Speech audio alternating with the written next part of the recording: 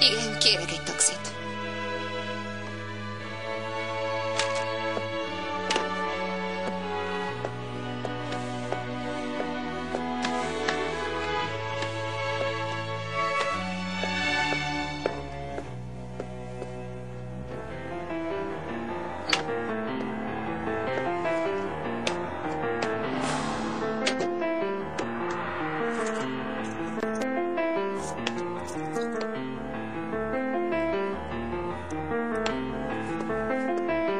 Már csak oltsd el a lámpákat és feküdj le, Lalita. Igen, Fidelina.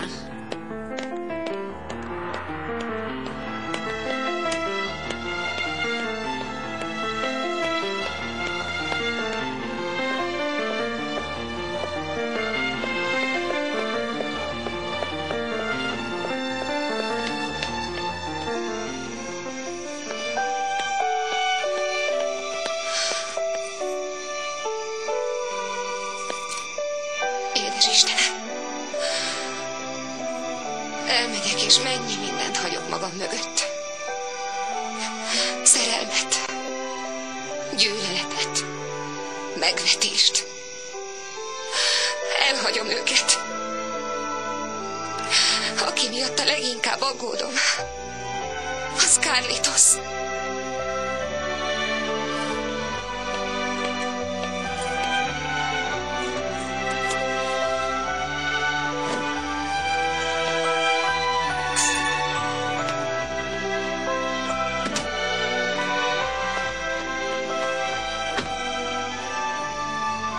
Hová parancsolja, szenyóra?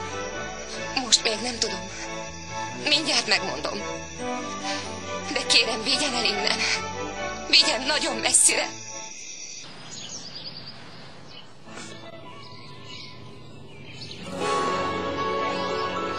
Lalita, menjen fel és szóljon szenyóra Paulának, hogy várjuk a reggelinél, aztán indulnunk kell a gyárba. Azonnal, uram. Apuci, mikor megyünk el a tengerhez? Majd meglátjuk, kicsim. Menjünk a tóhoz. Ó, szerintem Carlitos ötlete sokkal jobb. Ott hajókázhattok is. Én nevezek. Én is fogok. El se bírod az evezőket. De igen, nézd. Túl gyenge vagy hozzá. De én nem, nézd. Lélo, úgyse tudod. Vigyázz, mert oda csapok. Azt úgyse mered. Gyerekek, reggelizünk nyugodtan. Apuci már mérges. Señora Paula!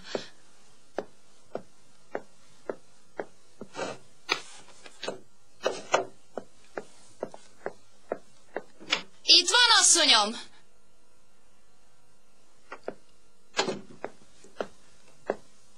Ez furcsa.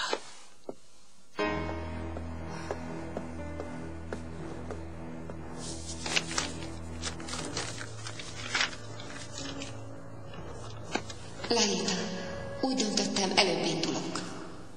2 nap múlva tedd meg, amire kértelek. Paula. A fenébe is.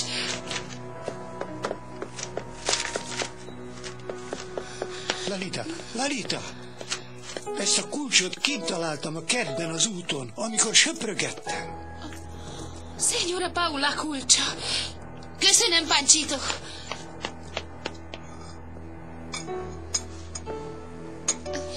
Ha megkérhetem, jöjjön velem, uram. Nagyon fontos dologról van szó.